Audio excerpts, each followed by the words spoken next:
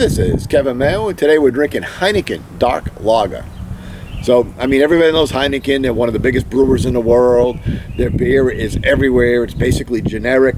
But I always tell a story, like when I was growing up in the 70s, the only beers you could get were really American macro lagers, and it were down to like 60 breweries, and that was it. There was basically no choice in beer. And Heineken really was the first beer that came from Europe that had a little bit more oomph to it, a little bit more flavor to it. And this was really the first dark lager I ever had. Heineken and Beck's were probably the first two darks. So years ago I had these beers. I haven't had one since. And they're really just a roasted malt. There's nothing special about them, or no special recipe, I guess is what I'm trying to say. So let's give it a crack, see what we got. First really warm day of the spring, so we're getting to do a review outside. Pretty excited about that. We're using our turbo glass because it is a lager. And as always, if you like the reviews, please subscribe. We're always looking for new friends. And go ahead and leave some comments, because I love talking about beer almost as much as I love drinking beer.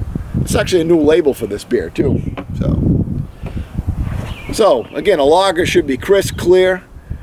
And this one it's probably more of a dark ruby red. Massive carbonation just streaming up through it. And actually the head is a slightly, I would say a little bit more than tan, so almost a brown head. Aroma wise, pretty faint.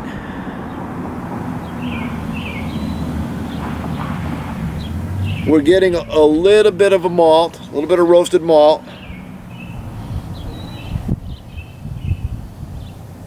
And I'm getting kind of a metallic. I can't really pick up what it is. Let's do the taste.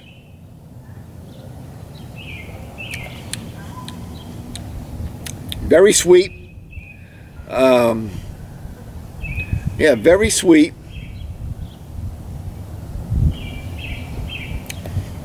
Not quite that really massive, I shouldn't say massive, really acidic, sharp mouthfeel that you get from a lot of lagers. It's a little bit more rounder in the mouthfeel, a little bit more creamier.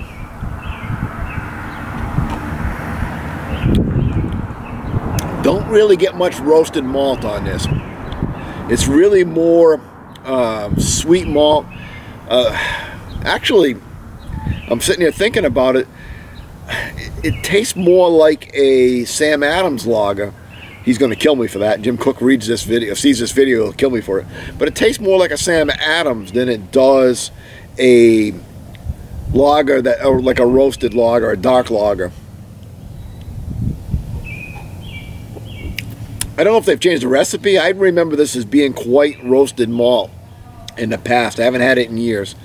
And it really, other than that, it's not too complex. I got sweetness, a little bit of bread, a little bit of bittering at the back end, and just a little bit more robustness to the malt, but not a really strong roasted malt flavor.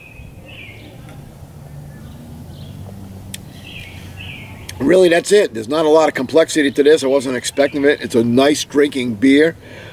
I can really see you pounding some of these down, even on a summer day. You're thinking, oh, I really want my typical lager. But this would be very good on a typical sunny day.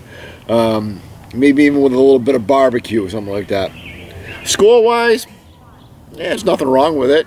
I would drink it again. I give this a solid 75 out of 100. Till next time, keep drinking.